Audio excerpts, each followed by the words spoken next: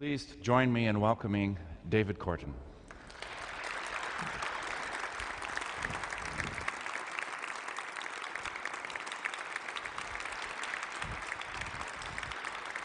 Thank you.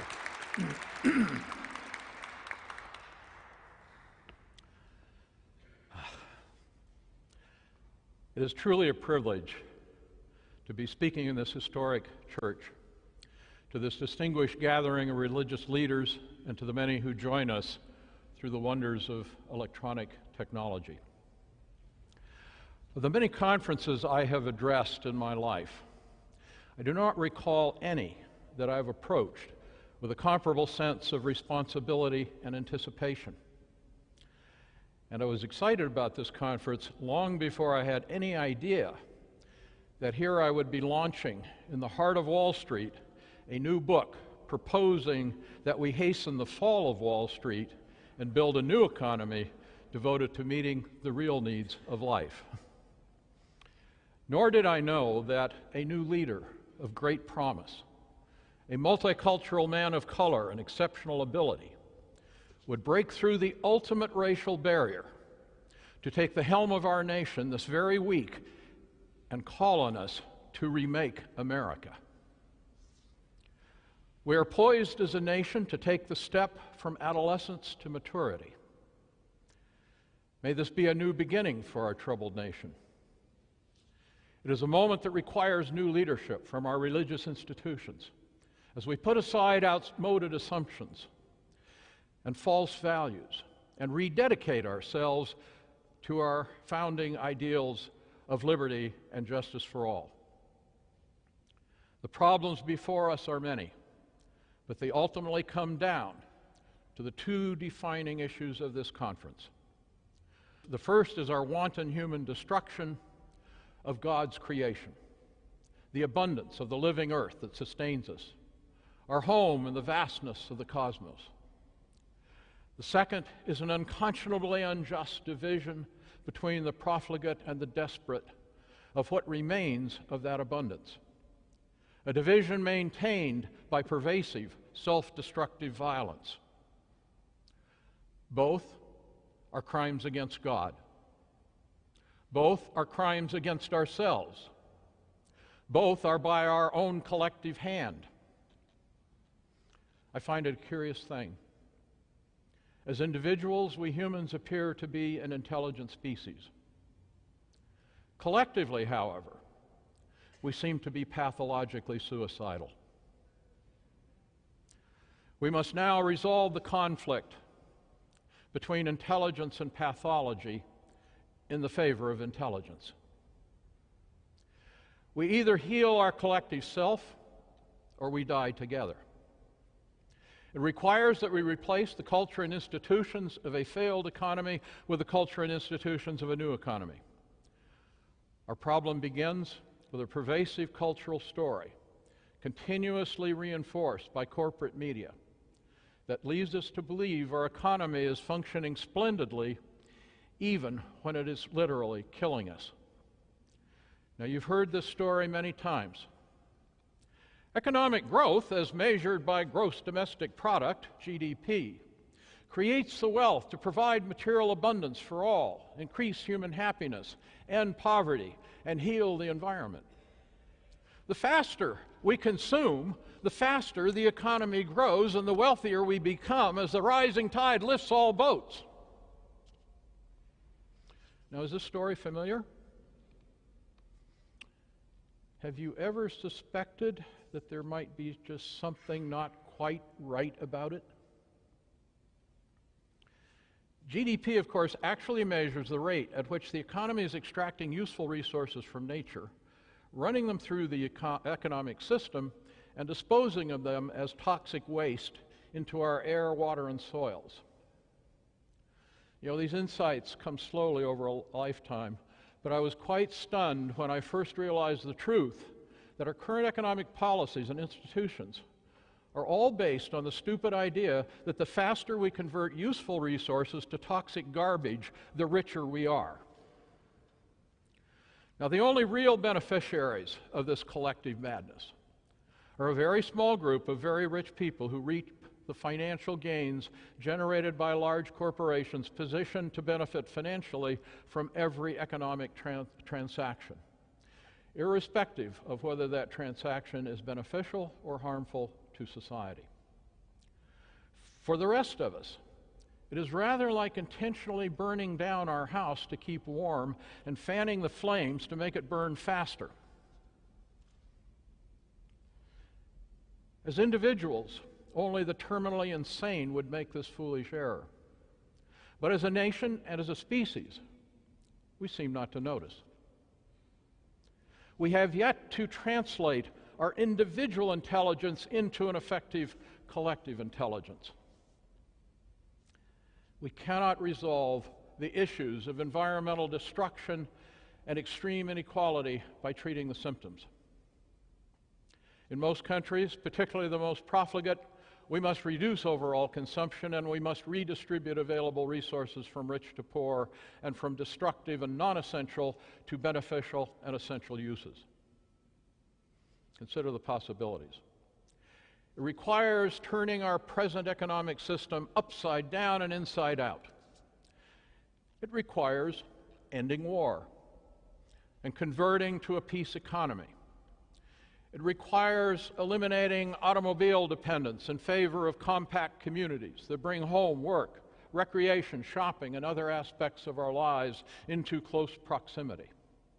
It means curtailing advertising and redirecting those creative and media resources to education. It means ending financial speculation and redirecting investment to productive, sustainable enterprises devoted to meeting community needs. And this list is just a start. Note that none of this is about sacrifice. It is about setting sensible priorities. It all comes down to a very basic question.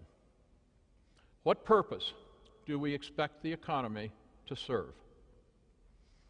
The answer is ultimately spiritual, and it is framed by this well-known scriptural verse from the Sermon on the Mount. No one can serve two masters, for either he will hate the one and love the other, or else he will hold to the one and despise the other. Ye cannot serve God and mammon. Matthew 6:24. Now, of course, mammon refers to wealth as an object of worship. The worship of a false god, a form of demonic possession, an evil force in opposition to the God of life. And nothing in our world personifies the worship of the false god of mammon more starkly than the Wall Street financial institutions that surround us here. Money is their only value, and the pursuit of money is their only purpose. Controlling our access to money in a world in which most every aspect of our daily life and survival depends on money, these institutions rule the world. They are the masters to which we yield our allegiance, the agents of the destruction of God's creation. They are the money changers who defile the temple of God by turning a spiritual ritual into an opportunity to extract unseeming profit. Jesus, in his one reported act of violence, sought to drive the money changers from the temple of God. We must drive them from the temple of life. The Wall Street financial implosion of 2008 exposed the depths of the corruption of our modern money changers, exposed it for all to see.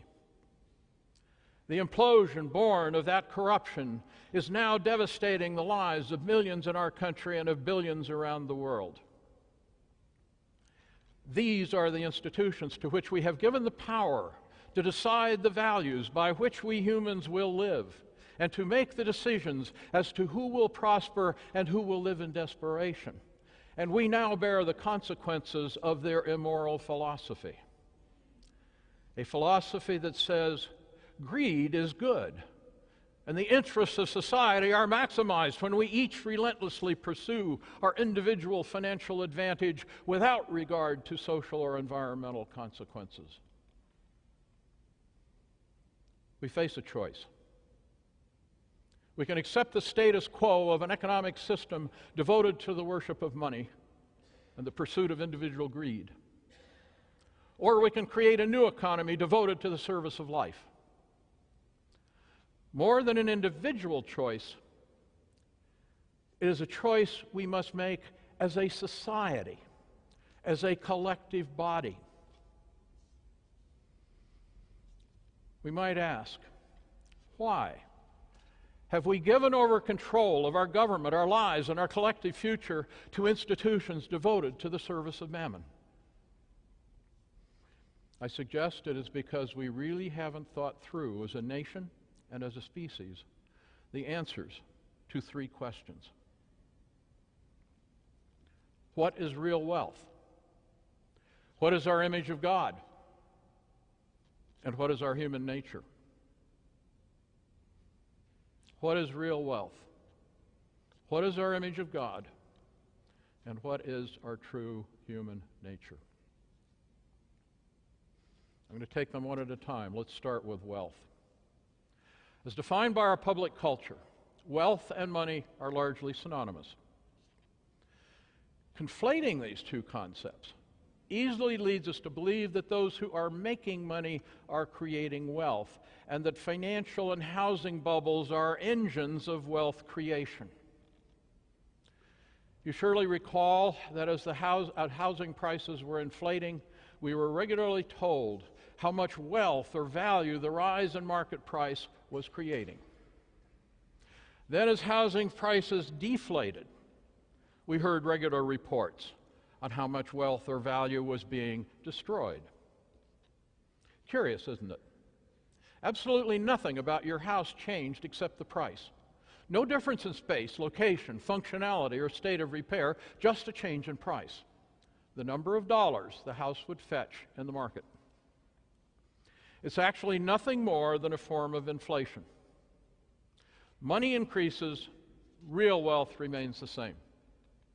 And what is money? The vast majority of money in circulation isn't even represented by a number on a piece of paper. It is simply an electronic trace in a computer file. Aside from the metal and coins, what we call money has no meaning or existence outside the human mind. It has value only because by social convention we agree to accept it in return for things of real value. Our labor, knowledge, natural resources. Money is nothing more than an accounting chit created from nothing other than a simple accounting entry when a bank issues a loan. As the famous economist John Kenneth Galbraith once famously observed, the process by which money is created is so simple it repels the mind. So when you take out a loan from a bank, the bank opens an account in your name and enters the amount of the loan. That becomes a liability on the bank's accounts. It is offset by a corresponding entry of an asset, which is your promise to repay with interest. Two simple accounting entries, and money magically appears from nowhere. That simple fact is the key to the ability of the institutions of mammon, the institutions of Wall Street and its global counterparts, to rule the world. Money, particularly money that is created out of nothing, without any contribution to the creation of anything of true corresponding value, is phantom wealth. It has no substance or intrinsic value. So what is real wealth? We might say it is anything that has real intrinsic value: land, labor, knowledge, food, education. But most valuable of all are those forms of wealth that are beyond price. Love, a healthy, happy child, a job that provides a sense of self-worth and contribution, membership in a strong, caring community, a healthy, vibrant, natural environment, peace. In a national poll, 93% of adults in America agreed with the statement: We are too focused on working and making money and not focused enough on family and community. Generally, this insight remains our unspoken personal truth. It is not, however, what we hear in public discussion. So collectively, we go about working to increase the phantom wealth of the society, even at the cost of destroying of Earth's abundance. The second question. So what of our image of God? Some years ago, I was privileged to share a conference platform with Jesus scholar Marcus Borg, and I'll never forget his defining statement. Tell me your image of God, and I will tell you your politics. Tell me your image of God, and I will tell you your politics.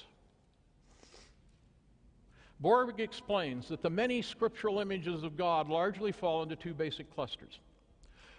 One is God, the male patriarch with the flowing beard, the God we visualize in human form, living in a distant place we call heaven, the God of Michelangelo's famous painting in the Sistine Chapel. The other image of God is the spirit image manifest in all being, the image embodied in the cosmic creation story as told in our opening sermon by Miriam McGillis.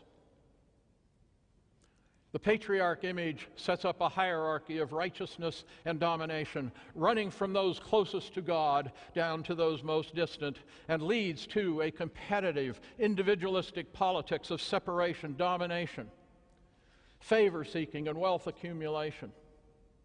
It is the foundation of the Calvinist belief that the rich and powerful are by definition God's most favored, and that financial success and earthly power are marks of special righteousness. Within this belief system, the world is whatever God, the patriarch, wishes it to be, and it is beyond our means to change it, for better or for worse. By contrast, the spirit image by which we recognize the face of God in every human being, animal, insect, and grain of sand leads to a politics of community, shared purpose, and mutual service. It suggests that everything in creation is both manifestation and agent of a great spiritual intelligence seeking to know itself through the creative exploration of its possibilities. Within this belief system, to do harm to another being is to harm oneself. Within this belief system, we see ourselves as co-creators in a grand quest and find our ultimate fulfillment in lives of service to its continued unfolding. Here again, we find a striking difference between the image of God evoked by the language of public discourse and the image of our inner understanding. The God of our public discourse and of most of our formal religious liturgy is the male patriarch, to whom we pledge our faith and obedience in hope of winning favor now and in the afterlife. And because the very word God so strongly evokes this image, I generally prefer to speak in the language of spirit or creation. Bob Scott, director of the Trinity Institute, that sponsors this conference, recently sent me the results of a national survey he commissioned in his earlier capacity as editor-in-chief of Spirituality and Health magazine. The findings of that poll suggest that for most people, their private belief aligns much more closely with the spirit image than the patriarch image. 84% of Americans view God as being everywhere and in everything rather than someone somewhere. Given a list of characteristics and asked to pick the one that best describes God, 71% chose loving. Only 5% chose remote, and only 2% chose judging. I find it quite stunning, the contrast between what these results reveal of our private images of God and the image evoked by the language of public discourse and religious liturgy. So our third question. What of our human nature? We have become so accustomed to cultures and institutions that reward and celebrate our human pathologies of individualism, greed, hubris, deceit, ruthless competition, and material excess, that we have come to doubt even the possibility that we humans might have, as a species, the capacity to cooperate in the interest of a common good. We may even fail to notice that most people daily demonstrate our human capacity for caring, sharing, honesty, cooperation, compassion, peacemaking, service, and material sufficiency. Scientists who use advanced imaging technology to study brain function report that the healthy human brain is wired to reward our positive traits. Merely thinking about another person experiencing harm triggers the same reaction in our brain as that of a mother who sees distress in her baby's face. Negative emotions suppress our immune system, increase our heart rate, and prepare us to fight or flee. Conversely, an act of cooperation and generosity triggers the brain's pleasure center to release the same hormone released when we eat chocolate or engage in good sex. In addition to producing a sense of bliss, it benefits our health by boosting our immune system, reducing our heart rate, and preparing us to approach and soothe. Positive emotions like compassion produce similar benefits. Imagine the possibilities of really getting it on here.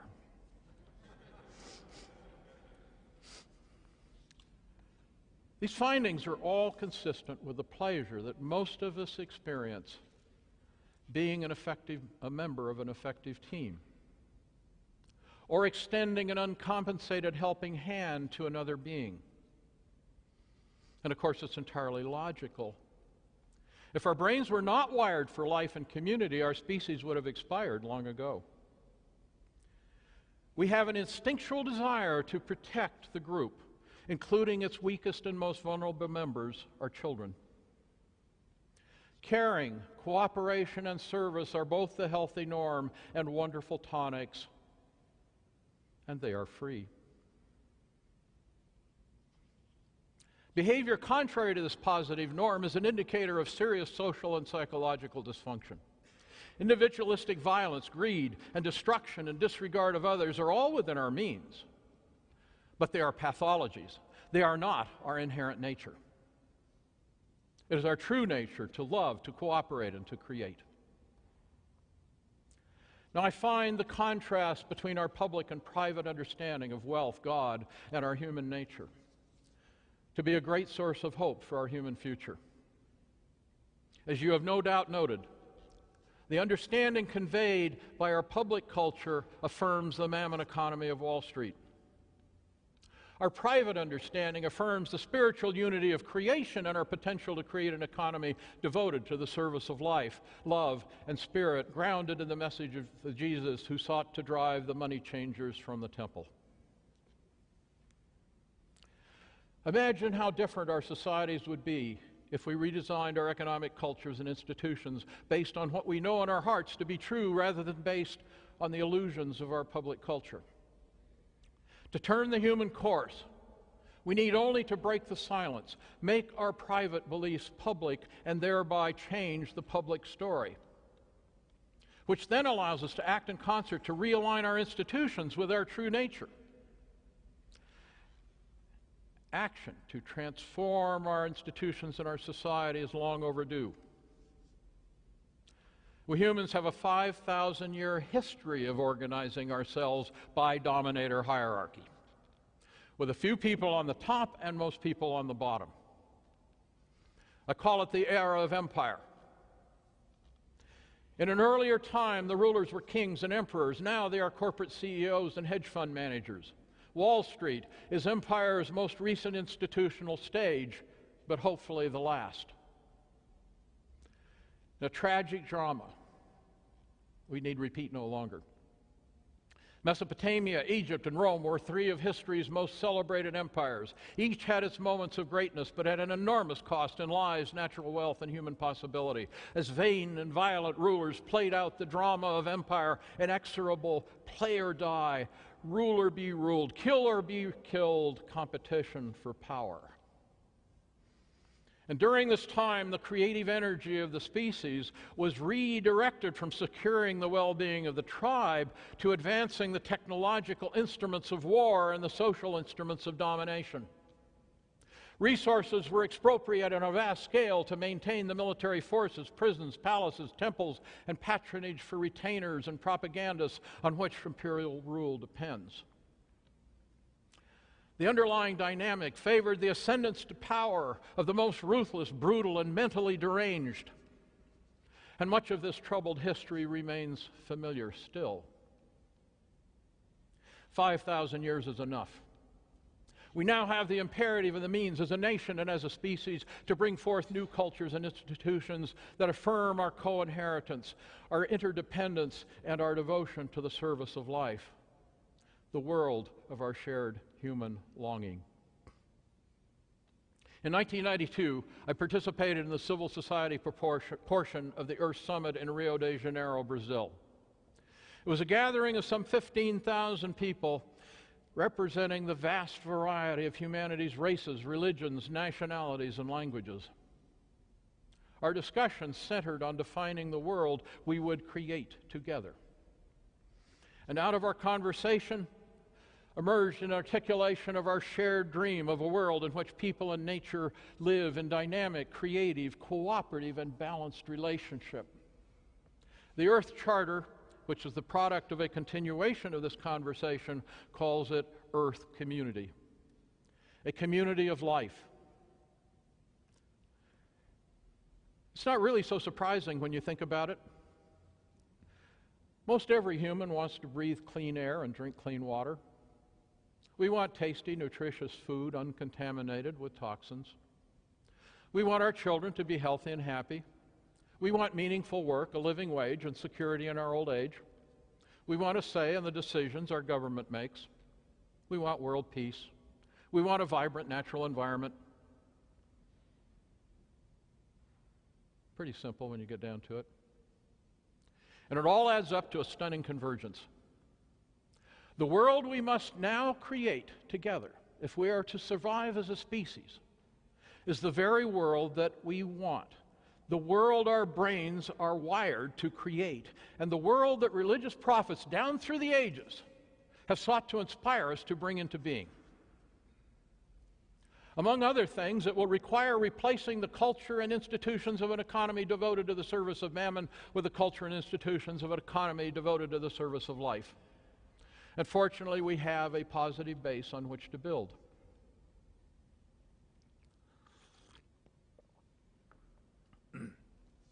We hear frequent reference these days to a distinction between the Wall Street economy and the Main Street economy. And this difference is crucial. Wall Street's specialty is using money to make money for people who already have money, without the burden of producing anything of value in return. Deconstruct all this financial shenanigans, and that's what's going on. Money divorced from anything of real value is phantom wealth, an illusion, a mirage. Wall Street is a world of financial bubbles, speculation, sophisticated Ponzi schemes, corporate asset stripping, deception, fraud, usury, all to generate unearned claims against the real wealth of the rest of society. The Wall Street economy and its institutions function as a doomsday machine. They are corrupt beyond repair. We best use this opportunity to replace them with institutions accountable to our needs. Now, by contrast, the Main Street economy is comprised of local businesses and working people engaged in producing real goods and services to meet real needs of their communities. Main Street has been battered and tattered by the predatory intrusions of Wall Street corporations. It is, however, in revival as communities all across the nation rally to declare their independence from Wall Street and rebuild the community-serving economies they once knew. It is the logical foundation on which to build a new real wealth economy of green jobs, responsible community-oriented businesses, and sound environmental practices. I'll mention just a few of the necessary measures here. Let's start with performance indicators. The only legitimate function of an economic system is to serve life. At present, however, we assess economic performance solely against financial indicators, gross domestic product or GDP, while disregarding social and environmental consequences. It was not a wise choice. We get what we measure. Phantom wealth in the hundreds of trillions of dollars at the expense of the real wealth of people, community, and nature. Now, we can instead evaluate economic performance against indicators of what we really want: healthy children, families, communities, and natural systems. This would place life values ahead of money values and dramatically reframe our public and private economic decision-making. Excessive corporate profits and exorbitant executive compensation packages come at a very high cost to society in the form of public subsidies and uncompensated social and environmental costs. To restore balance, we must eliminate the subsidies, and we must assess compensating fees to recover the public cost of substandard wages and working conditions, expropriated and contaminated environmental resources, and excessive burdens on our public services. Such measures will force predatory businesses to close their doors. They will allow responsible businesses to prosper. In alliance with the Federal Reserve, Wall Street players have used a combination of control over the money supply, predatory lending practices, and legal bribery of politicians to suppress wages, dismantle social safety nets, capture the total benefit of productivity gains for themselves, and shift the tax burden from financial speculators to working people, reducing the poor to debt slavery. To repair the damage and restore the middle class, we must restore progressive tax rates, increase the minimum wage, implement public funding of elections and a universal single-payer health system, use the tax code to make financial speculation unprofitable, and direct the benefits of productivity gains to the people who actually produce them. Think of this as our equivalent of the biblical Jubilee, a time to forgive the debts that hold the poor in bondage and redistribute the real wealth of society to restore balance. A healthy Main Street economy is a living economy that mimics the dynamics of healthy, locally rooted ecosystems to optimize the health and well-being of people, community, and nature. Local business owners need a fair profit to survive, but their primary return comes from having a place of respect in a healthy local community with a healthy local environment. In a living Main Street economy, relationships are primary. Profit and money are means, not ends. Researchers report, for example, that a person shopping at a farmer's market has 10 times more conversations than one shopping at a supermarket. And I know this is true because I experienced it when I was living here in New York in the mid-90s and did most of my shopping at the Union Square Farmers Market. I got to know the farmers who grew my food and my neighbors who also shopped there. In addition, I regularly patronized the small local hardware store across the street from my apartment and the small local pharmacy around the corner. I not only got to know the clerks, I got to know the owners, and I had no real need of a car because most places I needed to go were within an easy walk, and there was great public transportation if I needed to go further. Now, as the Wall Street economy disintegrates, the communities with the best future prospects are those that have been rebuilding local supply chains, supporting local low-input family farms, developing local financial institutions, reclaiming their farm and forest lands, concentrating population in compact communities that minimize automobile use, retrofitting their buildings for energy conservation, and otherwise moving toward local self-reliance in food, energy, and other basic essentials. This is what organizations like the Business Alliance for Local Living Economies and the American Independent Business Alliance are about. Building a people-friendly, earth-friendly, new economy of locally rooted businesses. Yesmagazine, for which I serve as board chair, spotlights the people and the organizations that are engaged in this work to demonstrate the possibilities of a new economy and a new society. Now let us turn to the money system. Wall Street bankers have diabolically created a money system designed to crash if the economy does not continuously grow their profits. Recall my earlier mention of the bookkeeping entry by which a bank creates new money when it issues a loan. That entry creates only the principal of the loan. It does not create the amount of the interest the borrower must also pay. You put that together, you realize this means that to avoid sending the whole financial system into default and thereby collapsing the economy, much like we are now experiencing, the economy must grow fast enough to generate sufficient demand for new loans to create the money required to make the interest payments on the previous loans. The consequence is ever-increasing debt, inequality, destruction of the natural environment, and destruction of the social fabric of community.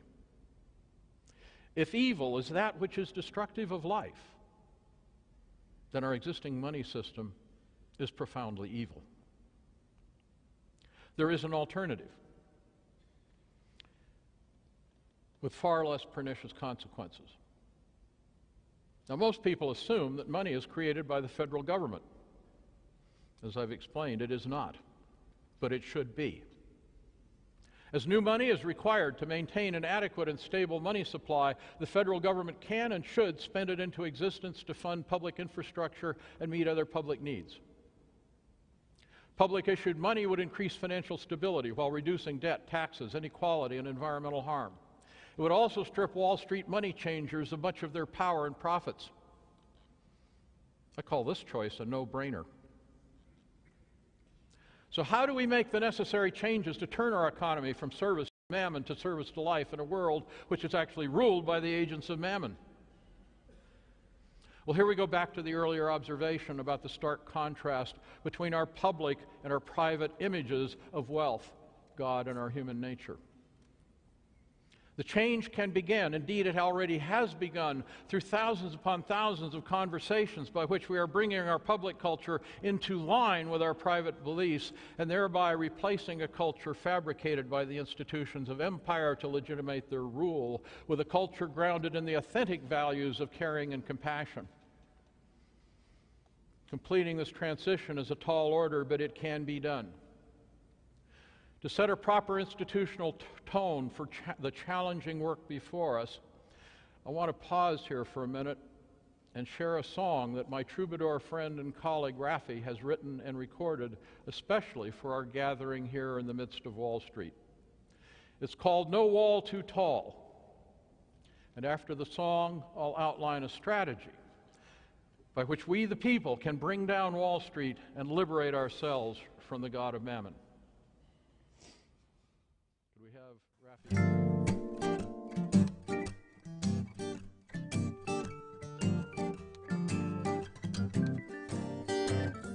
People say it's hopeless. Money rules the world. It rules with an iron hand, and we're helpless in its hold. People say you're crazy. You can't break that wall. It's too old, too big, too strong, never gonna fall. I say, think of the Iron Curtain. Remember Berlin. Remember apartheid. Look at the state they're in. 'Cause there's no wall too tall, no wall too tall to fall, no wall too tall.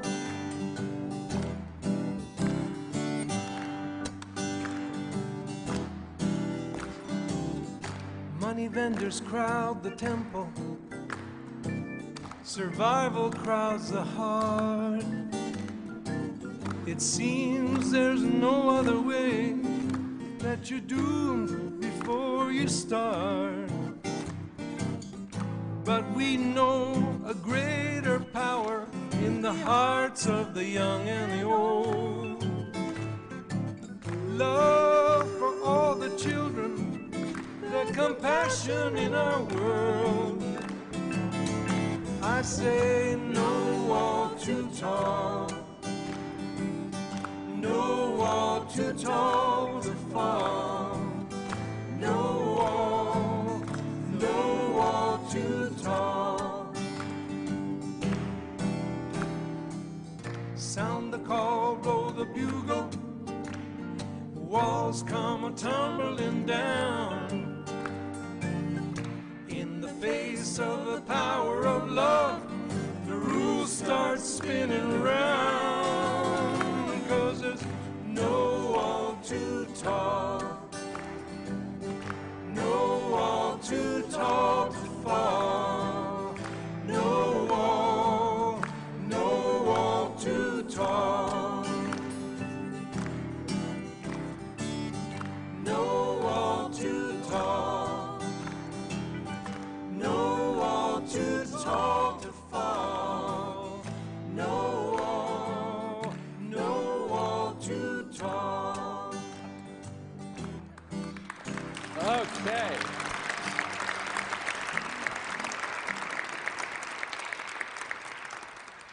Yeah, Raffi did that specifically for this event in commemoration of the launch of the book.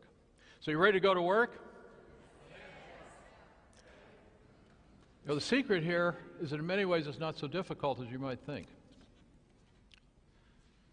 How do we bring down the walls that hold us captive to false stories?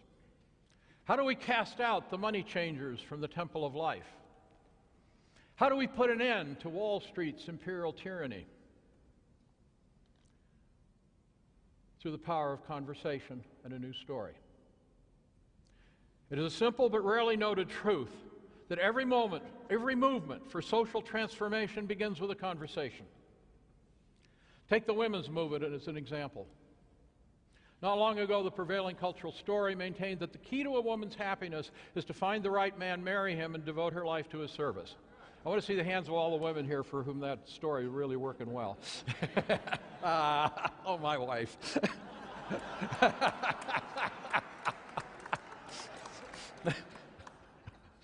Don't you believe it for a minute.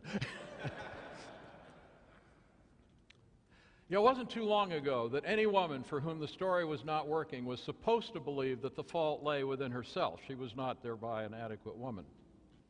Then a few courageous women began getting together in small groups in their living rooms to share their personal stories. And lo and behold, they discovered that the story wasn't working for any of them. The flaw was thus not in themselves, but rather in the story.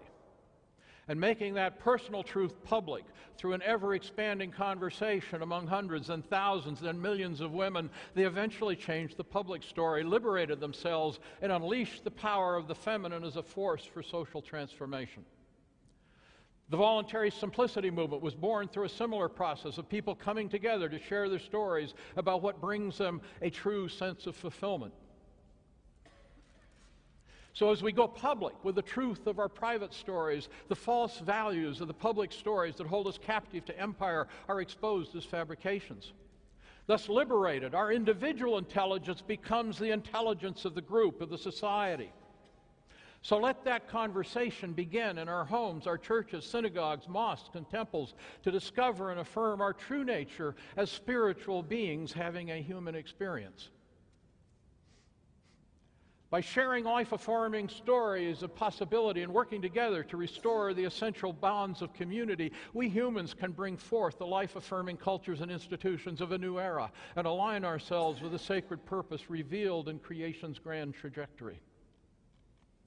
Once our conversations have aligned our public values with what we know as individuals to be true, we can declare our individual and collective independence from Wall Street, refashion our economic institutions to put service to life ahead of service to mammon, break the self-replicating spiral of competitive violence of 5,000 years of empire, and create the world of which we humans have dreamed for millennia. It all starts with a global spiritual awakening, and that awakening is already underway. Sometimes within our religious institutions, often beyond them, sometimes in spite of them. But as our primary institutions for the examination of values, purpose, spirit, and the human place in creation, religious institutions of all faiths have a special responsibility to come forward to facilitate the awakening, give it visibility in the public discourse, and help it find coherence and direction. To fulfill this role, however, they must become centers of true spiritual inquiry, dedicated to drawing from the whole of human knowledge and experience to deepen our understanding of ourselves and our place of service to creation's grand journey. For 5,000 years, we humans have wandered through the valley of the shadow of death. Perhaps it was part of our necessary learning, preparation for the next step in our own evolution as a self-aware species to which creation granted the power to choose its own future. And it is now ours to choose whether we take the step to species maturity and learn to share Earth's abundance for the good of all, or suffer potential self-extinction as a daring but failed evolutionary experiment in reflective consciousness, and thereby turn back the evolutionary clock by millions of years. We are privileged to live at the most dangerous but also the most exciting moment of creative opportunity in the whole of the human experience. There is no wall too tall. We have the power to turn this world around for the sake of ourselves, our children, and creation's grand journey. We are the ones we've been waiting for. Thank you.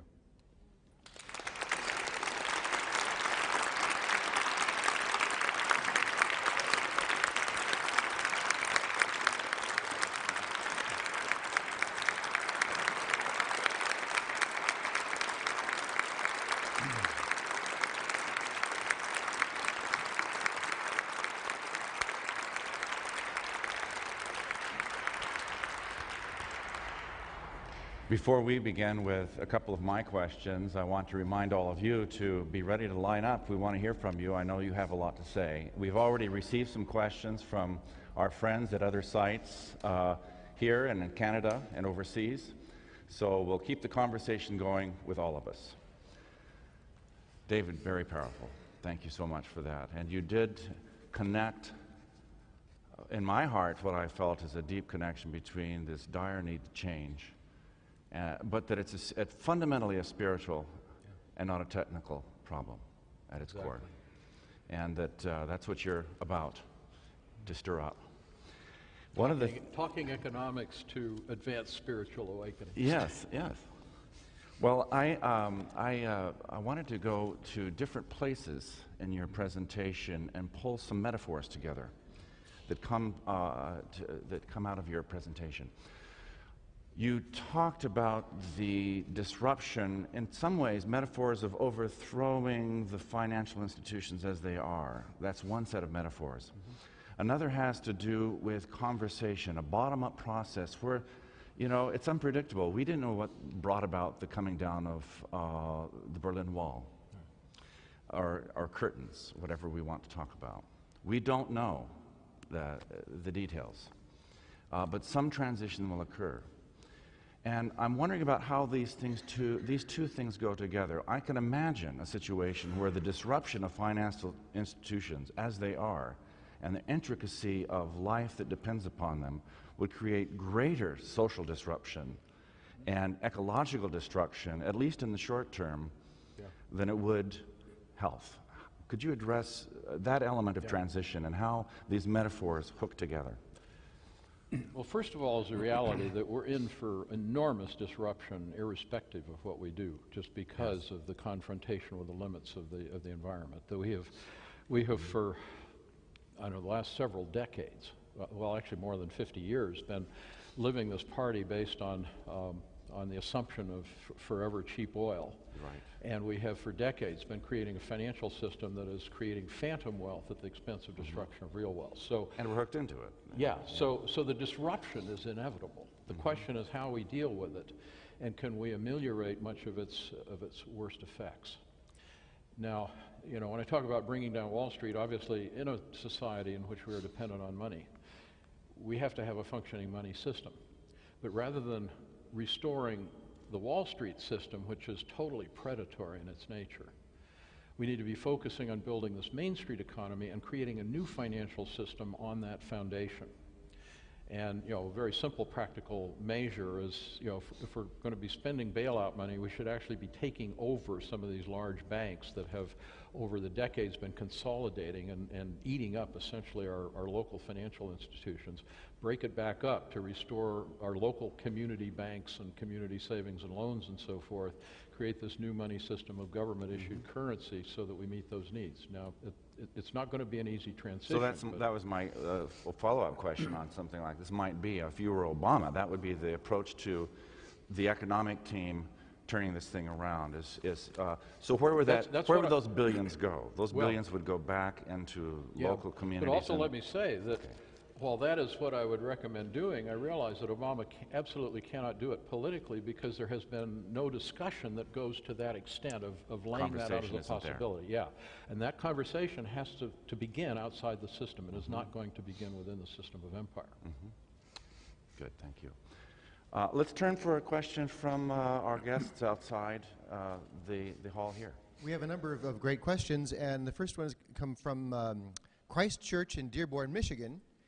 And in a way, it's a follow-up on what you were just talking about. I will simply add the word "so" to the beginning of their text, and it's basically, so, are you suggesting revolution, turning the tables over and throwing the money out with the money changers, or an overhaul and realignment, albeit radical, of the systems and institutions we have now? Yes to the latter. For most of us growing up in the 20th century, the idea was that you brought change through revolution to take control of the institutions of power. I think what we're learning is even when those revolutions are successful, the new rulers are sitting on top of the institutions of domination, and they become trapped in the need to maintain those institutions. We have to take a very different approach. Withholding our life energy from those Wall Street institutions, redirecting it into building the institutions of community, which become the foundation for a whole new culture and a whole new set of institutions. So it is quite literally a transformation of the system from the bottom. And in terms of actions, I recommend a good street party. It's a good community building process. Not unlike the transition communities, in terms of what Tim Gorringe was talking about yesterday, where these begin in modules of conversation around special topics. So it's that kind of grassroots. Absolutely. That's a great example of the process. Okay. We have some questions here from the floor. Would you say who you are and where you're from? My name is Ken Chumley. I'm from Christ Episcopal Church in Springfield, Missouri. Will we be seeing on the front page of the Times President Obama carrying your latest book, I'm wondering? Have you sent it to him? Yeah, okay. I certainly hope so, but I'm not. I'm a parish priest, and I'm wondering if you can recommend 3 specific, concrete ways that I, as a religious leader, can help bring about this new economy, this new world. Wow, that's a great question. This comes back to my sense of the challenge to our religious institutions to become true centers of spiritual inquiry. The Bible has many insights, particularly the teachings of Jesus, who to me was a prophet of this new era. But if so much of the language and so much of the conversation that goes on in churches at least sounds like we're talking about the patriarch out there. And to me, the absolute foundation of this, I call it the great evolution rather than a revolution, is a spiritual awakening to the image of spirit as integral intelligence, integral consciousness unfolding. And, I don't think we're going to make this change until that becomes our public image of reality. And it's a great place. I mean, the most important thing I believe any church can do is to really engage that conversation and recognize that, yes, we can learn from our ancient texts, but if we truly believe that image, It means that what we refer to as God as Spirit is revealed in every aspect of creation. So every source that we can draw on to understand how that Spirit is revealing itself in creation is part of that awakening and part of our learning. So great, something for your church to do. Now, that also then translates into much more practical things of community building, building alliances across races, between generations, and all the things that we need to do to rebuild a sense of community within and around our churches. Let me bring a question from Baltimore, Maryland. How did we get to empire? Why did it last 5,000 years? Well, by one account, it began in the Middle East when the deserts started invading. It's interesting. There's so much oil under the deserts, which means they were once very verdant.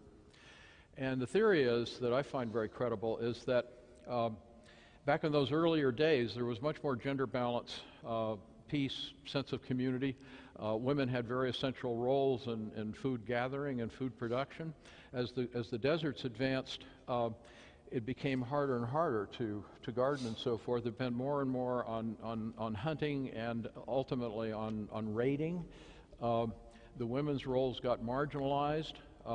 You got more violence coming in, and eventually you got into these dominator systems. And once you're locked into them, it's very hard to get out, because it is kill or be killed, rule or be ruled. So if you try to be compassionate, you get rolled over by the system.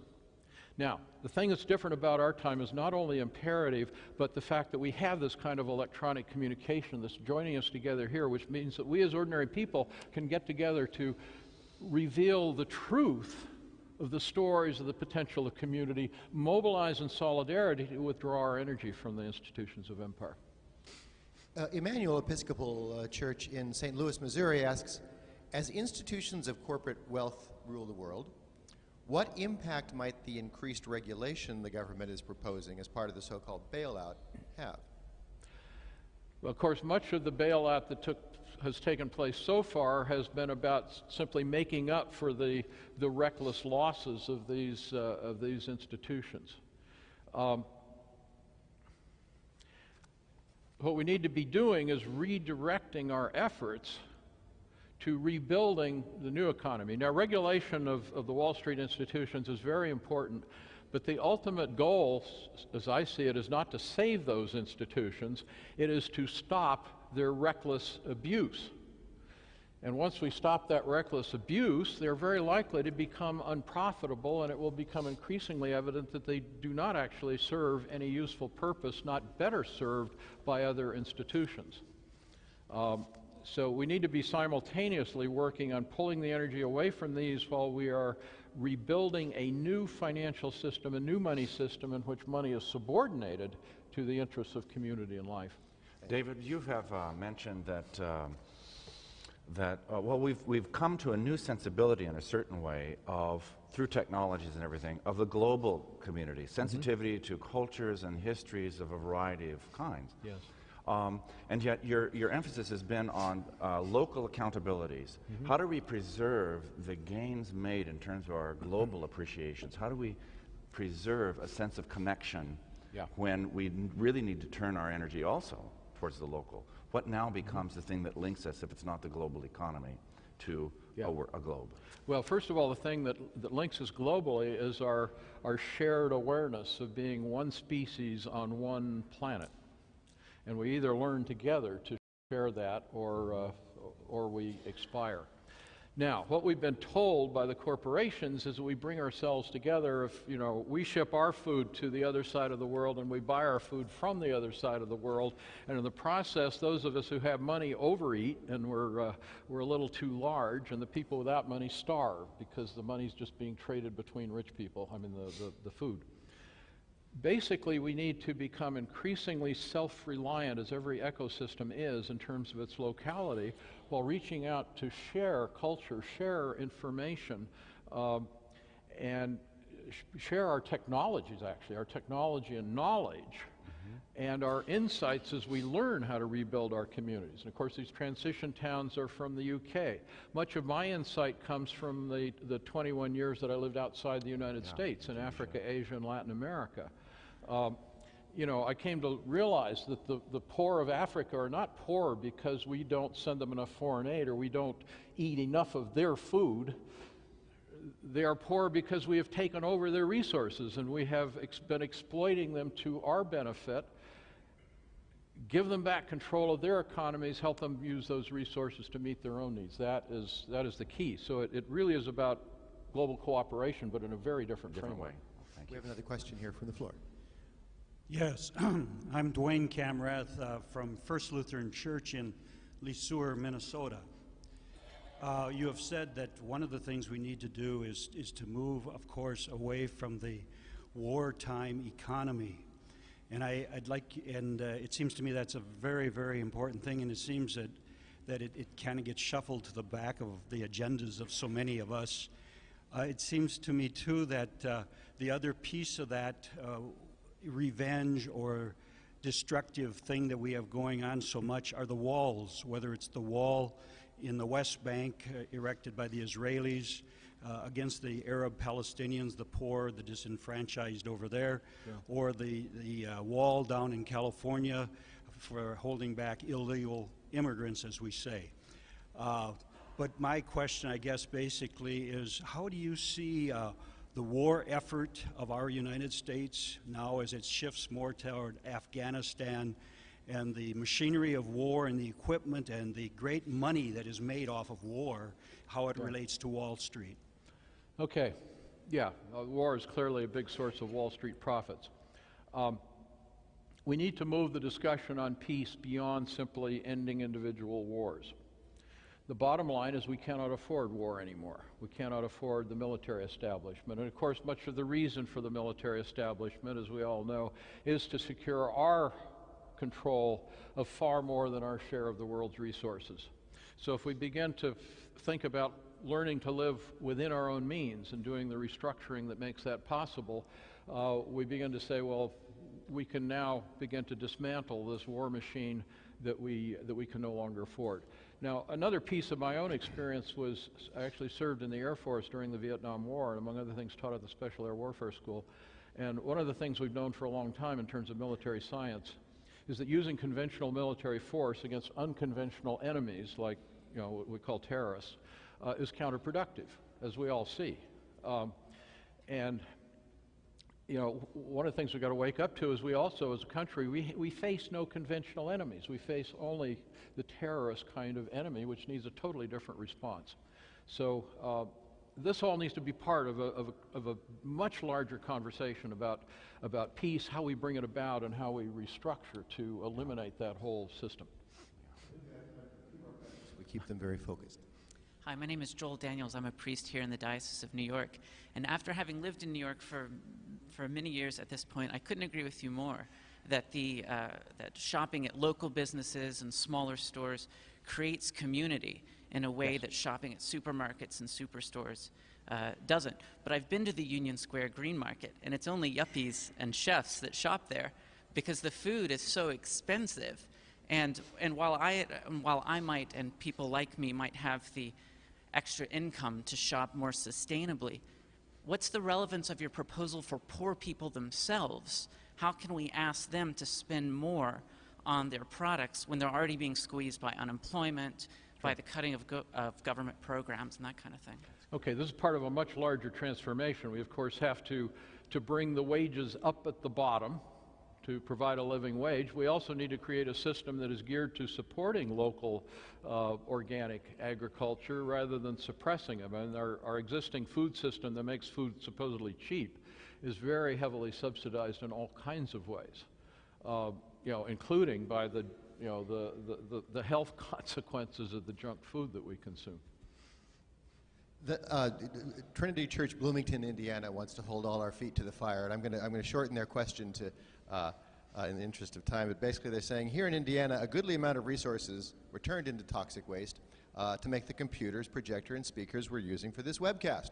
Yeah. Are internet-connected, computer-driven conferences possible after the turning? Well, it's a very good question. I'm not sure, but I certainly hope so, because our connections with the world need to be a whole lot less moving goods around and even moving our bodies around the world, and more around electronic communication. Now, I would believe and assume that if we really put our minds to it, we can begin to create electronic technology that is a whole lot less toxic and that is designed to be recycled and reused and not made obsolete so quickly. Hello, my name is Dawn Williams. I'm a parishioner at First and Trinity Presbyterian Church in South Orange, and my question is about language. And I am all about change, but I'm concerned when we talk about disengagement from war, but we continue to use language that villainizes people and separates and also dehumanizes. And how can we change that language and really be about more peaceful coming together? Okay, two things here. One, much of the problem is systemic. Now, there's a very fundamental issue here. So much of what we're told about, equity, about dealing with the poverty and dealing with the environment, environmental problem, do more recycling, give more to charity, to the poor, and so forth.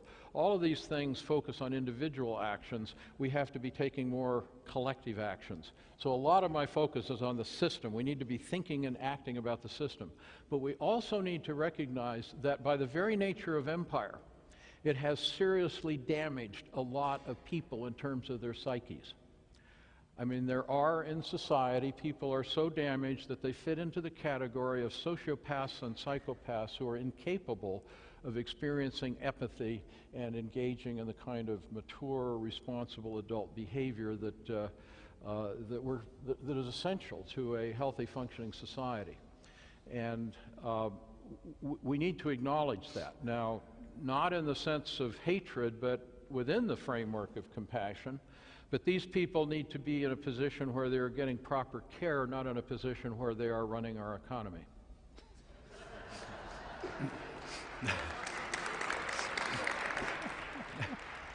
Hi, my name is Stephanie Pearson. I'm a first-year student at General Seminary. And my question is about a sense of urgency. It seems to me that our problem is more about good intentions gone bad. About which? About good intentions that have gone bad. The loans being about giving opportunity to people who don't have as many opportunities, and a nation who believes in working hard. But it seems like you're presenting it as a problem of inherent evil, and I'm wondering if a sense of urgency could still be created with language about spiritual opportunity. Yeah. A lot of religious discussion is about the conflict between good and evil, and in a sense that's in play here.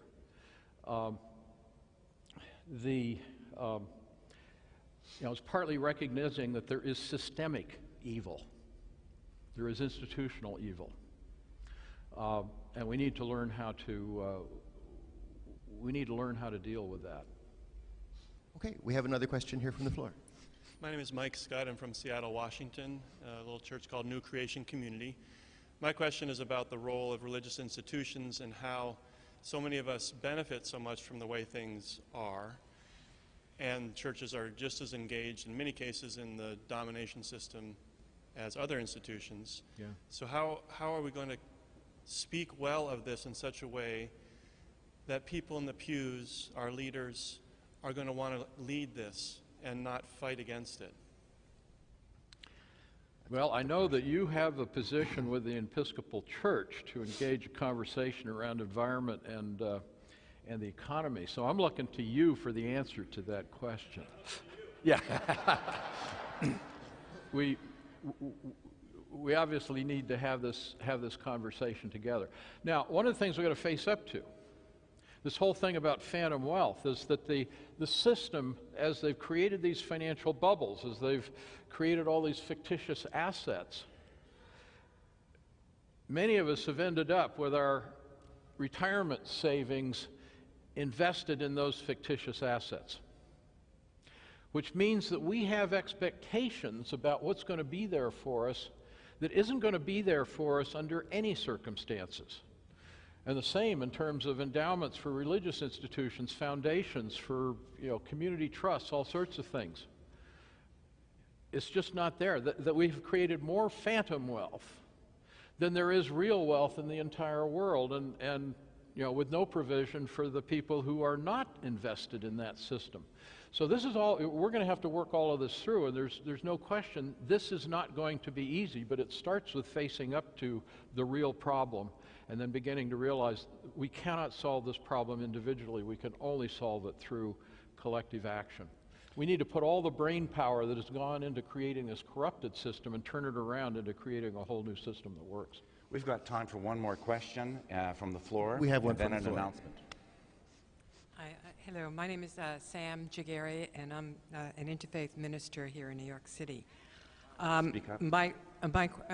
My question is, how would American politics look very different if women held leadership positions at the highest level of government?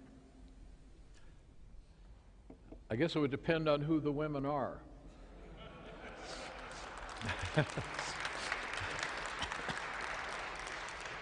I mean, I think there's something very powerful about the feminine, and the feminine coming forward into the society is, I think, helping us men also to discover hidden aspects of ourselves. But we also have women who have become very masculine in their roles, and one of the things that's very important here. We have spent a lot of time in identity politics. Now, identity politics, most easily described in terms of identity politics around women or people of color, have focused on eliminating the glass ceiling so that women and people of color can become equal opportunity exploiters in a dominator system. Now, the real change has to come from the transformation of that system. So, in a sense, the question about women is, how are they using their power?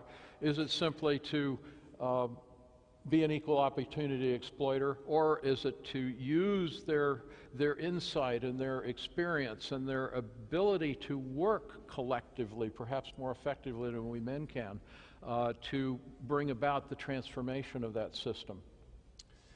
Our time has come to a close, and thank you so much, David Corton, for your presentation. Thank you.